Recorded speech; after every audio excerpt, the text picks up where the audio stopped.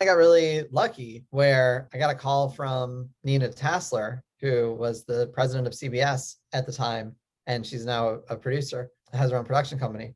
And she told me that they were looking for an executive to oversee late night on the West Coast. And is that something I'd be interested in?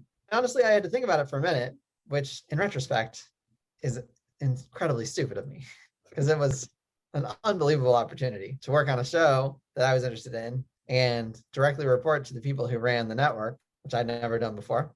But I was weighed down a little bit by my most recent prior experience of being a network executive, which came with some baggage that I hadn't maybe necessarily talked through yet or accessed all of my feelings about. But I really enjoyed my meeting with Nina. I thought that she would be someone that would be great to work with, but more importantly, work for. And David Stapf, who is the president of the CBS studios, I would also be working for him. And I met him and just almost immediately was like, well, these are two of the warmest, most generous people that I've met in television. And this is just a drastically different situation than where I had come from.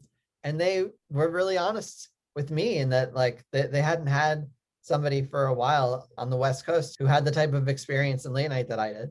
And so they were going to give me quite a lot of rope to help them know, I think, how to help shape and how to let that show have the runway that it needs to be successful. And so it ended up being a pretty easy yes, to be like, yes, I want to do this and this sounds great. And because now I know what production is like and I know what being an executive is like, I think I might be able to handle this in a different way and treat it a little bit differently than I did before.